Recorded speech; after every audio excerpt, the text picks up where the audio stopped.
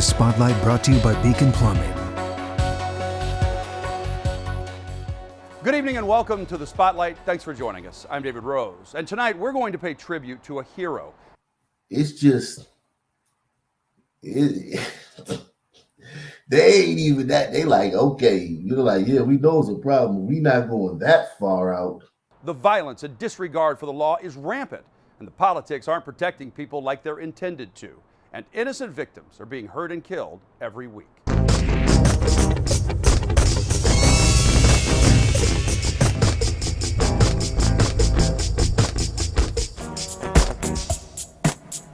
As you have watched these events over the past 2 weeks now, the funeral for Michael Brown Jr. is supposed to be tomorrow. As you've watched these events unfold, what they have labeled quote-unquote rioting in the press, many of the mainstream outlets. When I spoke with you before, you had some speculation that perhaps powerful racists, perhaps they would want black people to riot, so then they would be justified in a response. Is that correct? Well, that would, in other words, it's like you're sitting at a chessboard and you're looking at what moves might be made on the part of the opposing side. We are in a system of racism, white supremacy, and my position is as a counter-racist or someone who is resisting racism, white supremacy, so then thinking about, well, what kind of move might be made? And it's just like looking at or reading the history of what happened in Nazi Germany. You see, and looking at the patterns of behavior on the part of the German people as they moved against the Semites of the Jewish religion, because Hitler said they were not really white people, that they were mixed, but they were not white.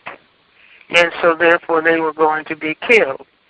And so, I wouldn't be surprised if if a move was made to have black people start rioting, and then have black people rioting in major cities across the United States. And then you pull out your tanks and your guns and you round up the people and put them in concentration camps. Could that happen? I say absolutely. Or what could happen, since we are being told that Ebola is destroying thousands of people on the continent of Africa, and then 2 people have come back and they supposedly have been cured from Ebola, even though only white people were given the drugs that supposedly have the potential to cure. Black people weren't given the drugs, and then they ran out, so-called. Well, could they have an outbreak of Ebola? And so then black people have to be quarantined, or people have to go in hospitals, and so all the attention goes on to people who are, identified as having this highly infectious disease, supposedly for which there is no cure. All kind of possibilities. But I would say this, that black people should be forewarned. No matter what happens, cut out any rioting in the streets, cut out any kind of mass gatherings where somebody might be paid $125 if they threw a Molotov cocktail or if they started throwing rocks at the police. See, I would say that the battle is not with the police as much. The police serve a function for the state. They serve a function for protecting the state. If the state is a system of racism, white supremacy, their job is to protect racism, white supremacy, and that's what we see. Black people should be talking about, they recognize that we don't have a system of democracy, that we have a system of racism, white supremacy, and black people demanding, and certainly demanding from themselves, that they speak out about the fact that there is an existing system of racism, white supremacy. And this is the overall problem. This stabilization process usually leads directly to the process of crisis. In case of developing nations, that's the area where I was active. The process starts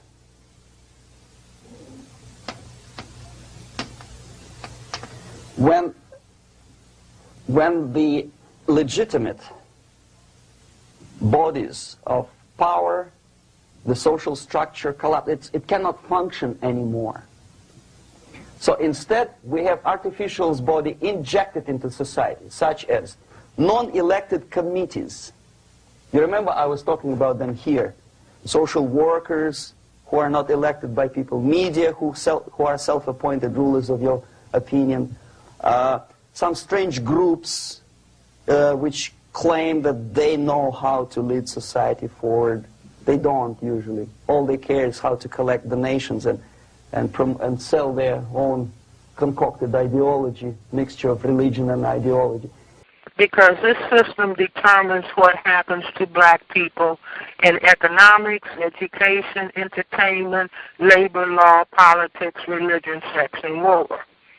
See, and just focusing on it's a problem with black people and the police, as opposed to the problem is the system, the total system structure of racism, white supremacy, a system for white genetic survival that necessitates, if black men are perceived as being the potential threat to white genetic survival, then the logic of that system is that black men have to be killed.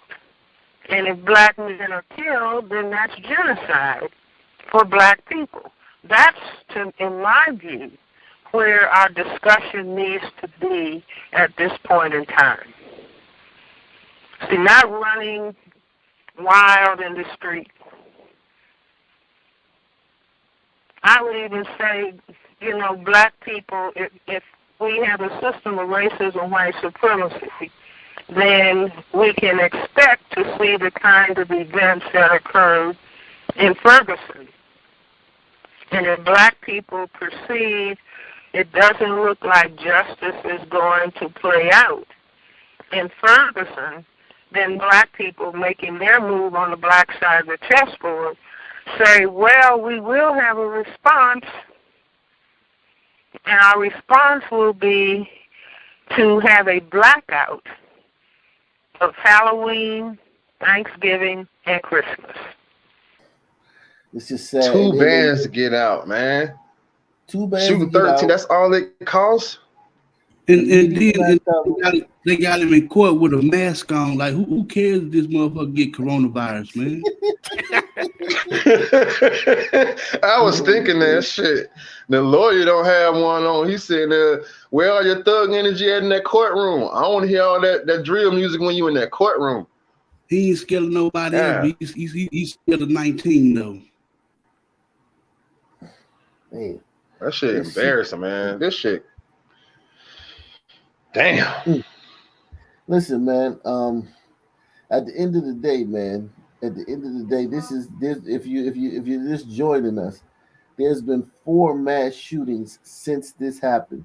There will be no black spending. As much as black people may like festivities, if it looks as though justice is not going to prevail, then black people will have a complete and total blackout of all of those holidays that come at the end of the year that businesses expect to make their biggest profit. It won't happen this year because black people are finally not just having an emotional response to the killing of a black person or black persons, that they will respond with thought and consideration. And I think that you know, the whole idea that black people are going to run out and get guns and start shooting their guns at tanks, I don't see that as a productive answer. I see more important that black people finally have an answer to the question that black people raise several million times a day. Hey, what's happening? See, black people greet each other with that, hey, what's happening? Because we have not understood what is going on. We have not had an in-depth explanation as to why the people who classify themselves as white behave in the way that they do towards the people who are classified as black. And so now we can have an understanding and a response at an intellectual level as opposed to just simply an emotional level. You see crying and complaining and marching, and then the next person is killed crying, complaining, and marching. And this happens over and over and over again. And 50 years from now, we can be crying, complaining, and marching. But that doesn't solve the problem because people don't understand why they are seeing what they see. See, the question, okay, well, we've had this death, this death, this death, this death. Then the next question has to be, why is this happening? Not how is it happening. It's happening because people who can be exonerated know they will be exonerated, keep on killing. This is old. This story is from 4 hours ago.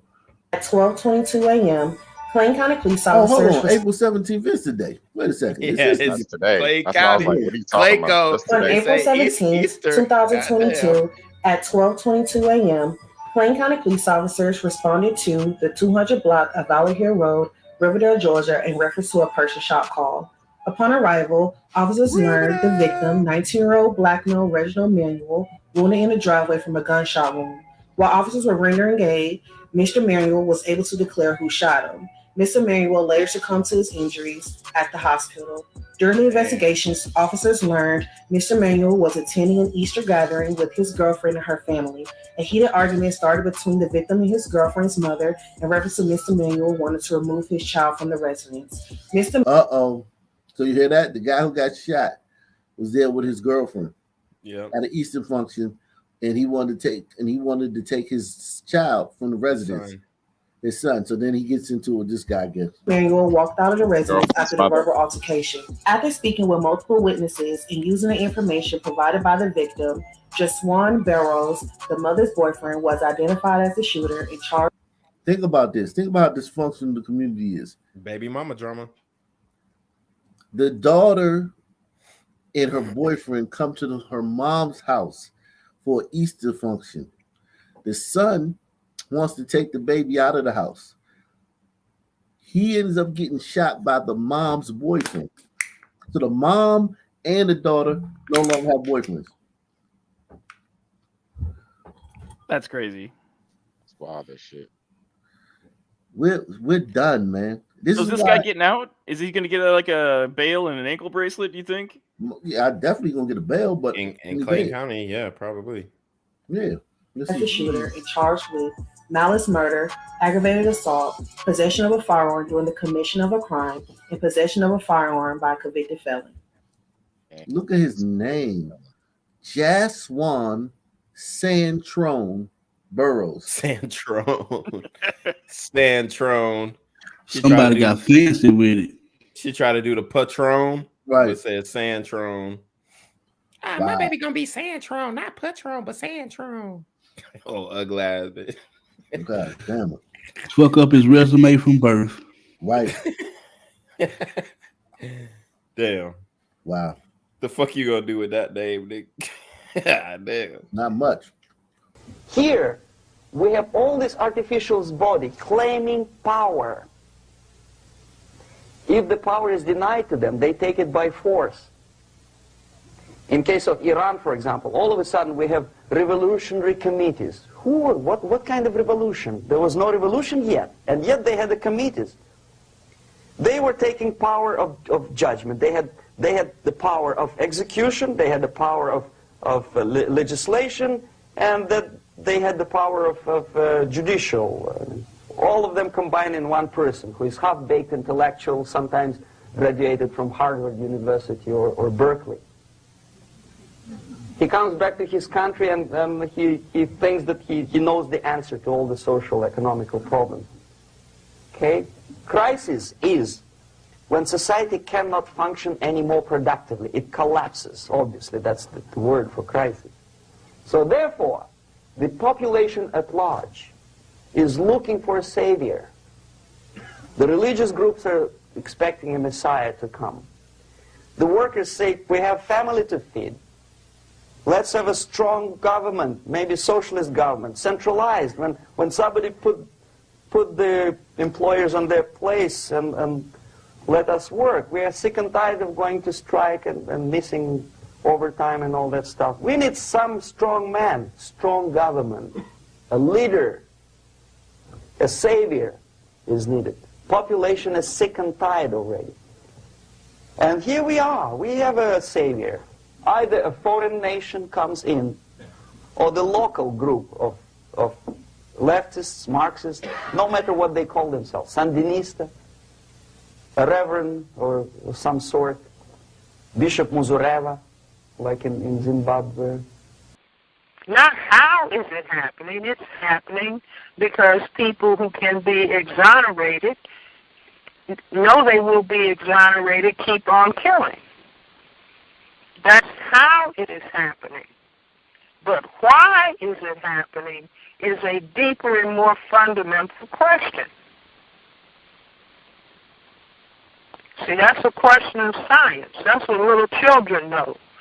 When they first start developing language, age 2 years of age, and they want to raise the question, why? You tell them something, they say, why?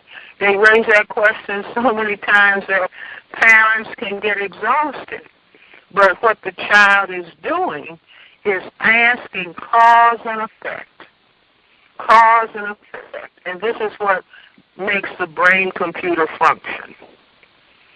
The ascertaining of cause and effect. What is the fundamental cause for the pattern of what it is that we are seeing?